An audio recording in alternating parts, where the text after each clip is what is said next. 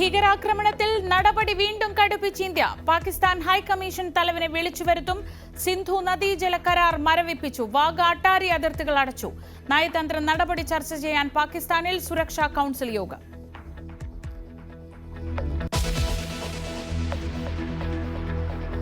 പഹൽഗാമിലെ ചോരക്കളിക്ക് മറുപടിയായി സൈനിക നീക്കത്തിന് ഇന്ത്യയുടെ തയ്യാറെടുപ്പ്.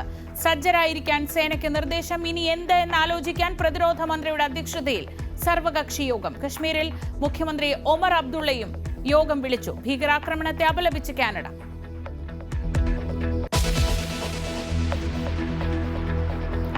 പഹൽഗാമിൽ ഭീകരരുടെ കൂട്ടക്കുരുതിക്കിരയായ മലയാളി രാമചന്ദ്രന്റെ മൃതദേഹം കൊച്ചിയിലെത്തിച്ചു. ഏറ്റുവാങ്ങി ബന്ധുക്കളും ജനപ്രതിനിധികളും. സംസ്കാരം നാളെ.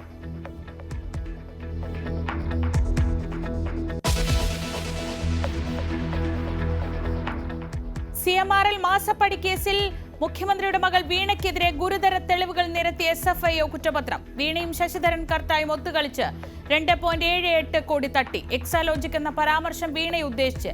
SFIO റിപ്പോർട്ടിൽ വീണ 11-ാം പ്രതി.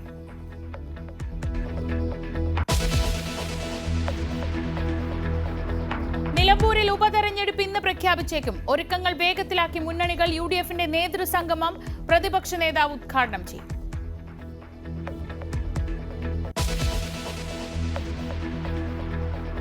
കോട്ടയം തിരുവാതുക്കൽ ഇരട്ട കൊലപാതക കേസിൽ തെളിവെടുപ്പ് തുടരും. പ്രതി അമിത് ഒറാങ് താമസിച്ചിരുന്ന ലോഡ്ജിലെത്തിക്കും. ജനൽ തുറക്കാൻ ഉപകരണം വാങ്ങിയ കടയിലും തെളിവെടുപ്പ്.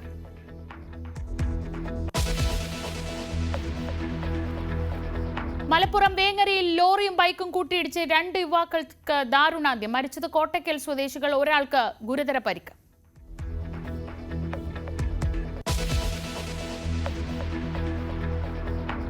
മുതലപ്പൊഴി പൂർണ്ണമായും മുറിക്കും. പ്രവൃത്തികൾ ഇന്ന് ആരംഭിക്കും. പൊഴി പൂർണ്ണമായും മുറിക്കുന്നത് പെരുമാതുറ പ്രദേശത്ത് വെള്ളം കയറിയതിനാൽ. മണൽ പൂർണ്ണമായി നീക്കുന്നതുവരെ സമരം തുടരാൻ സമരസമിതി.